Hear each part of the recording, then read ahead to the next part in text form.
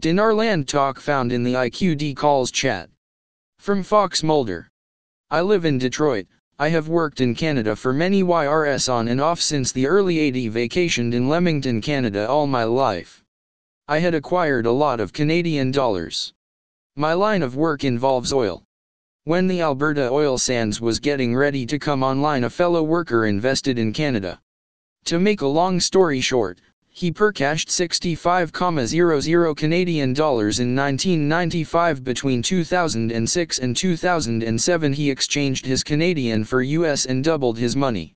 I had 8,000 Canadian exchanged for 48 to 51 cents to the dollar, made 5.000. Do not care who believes me, it is a moot point. It is reality. That's why I am in this. Our potential is very good. From Chattels. There is a fifth dimension, beyond that which is known to man. It is a dimension as vast as space and as timeless as infinity. It is the middle ground between light and shadow, between science and superstition, and it lies between the pit of man's fears and the summit of his knowledge. This is the dimension of imagination. It is an area which we call Dinarland. Rod Serling. From Larry KN. I'll agree that I don't think I personally hold on to my dinar for 10 years or even more than 2 or 3. I agree that you're taking a chance that they would redraw it at any time. It's up to each person on their comfort level, but I don't think I would be out at 85 cents, even though I feel it will be higher than that to start off with. From Chattels. Maliki is not immune from prosecution under the law. He may be insulated as a practical political matter. Immunity can be lifted by Parliament when in session, by the Speaker when out of session, and anyone can be arrested if, in flagranti derelicto. From Cree. There is no news ever, just vague articles that may or may not mean anything, and then the guru, Kemps, where some say it will happen any day and others not for a while. No definition of what a while means. Guess I am at the point where I do believe something will happen with the RV eventually. I have little to no trust for the gurus. These days a lot of people call the main news outlets fake news, so when I read then I also give it some suspension.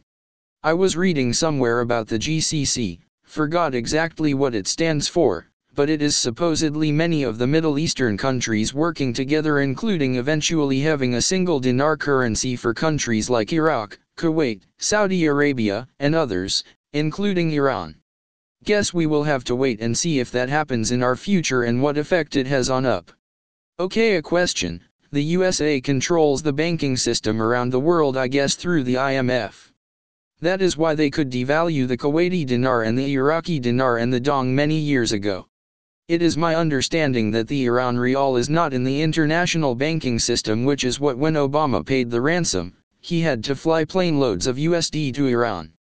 So for people who have rial, it can't be used or exchanged in the USA. Maybe it would be good in the BRICS nations, but I do not see how people buying the rial can make any money unless they go overseas, and when traveling there are dollar limits on what you can take. Seems like another pipe dream, but maybe I am wrong. From Asurginala. Looking back on previous posts, I completely agree with T-Man23. Once this hits anywhere above 50 cents, I will exchange every dinar and invest every penny out of the system as fast as I can. Not only do I not trust Iraq to honor the large bills for long, but I do not trust our currently bankrupt US government from helping themselves to the savings 401k and retirements of the citizens. Call me paranoid, but there is a reason they are closing the loopholes on having cash and withdrawing money from the bank, and it's not good for the average Joe. Reason. Duke77 says. Give me slightly less than $1 and I will cash out. Be done with Iraq and move on with my life. From T-Man23. The new currency will be an introduction to something more important, lifting the 3 zeros.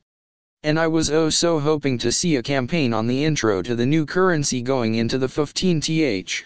They just can't put it out on the street without education on security features and value. The float theory works on the new currency, but on 3-0 notes every penny wipes huge reserves from the CBI. We need signs in an intro of the new currency first. Didn't I read where the 000 notes would be accepted for 10 years? In my opinion, to keep this idea that it will be in market for 10 years is irresponsible. If the 30 notes have a large value, it will be for a very short time period. Anyone who wants to wait for 85 cents to a dinar grow to $3 and a 30 note become worth say 75k, best of luck to you. Also, haven't they been removing 000 notes for a long time, a project, thereby reducing the money supply gradually? In my opinion, the money count in circulation is around 18 trillion. Thus why they are saying they can cover it 3 times with the 50 billion in reserves. What are you saying, no RV? No, I am not saying no RV. My stance and point remains the same. At some point they are going to introduce the new currency and lift the 3 zeros. The speculation remains on how the 30 notes will be treated at the exchange window. From Militia Man. Article, Iraqi Parliament, Law, National Oil, below the level of ambition, looks like one hell of a trigger article. Hydrocarbon and the citizens get paid? Third reading is to pass go into the Gazette and collect your 95% e-dinar, 5% cash dinar to the citizens or lower dinams if you will, ATMs to start flashing green early or at least on time of the approximate 2-week timeline suggested. If my thinking is on, they will activate the pay scale accordingly, on the 21st of July for disbursement on the 28th of July, that would have had to be calculated on the 21st, am I wrong?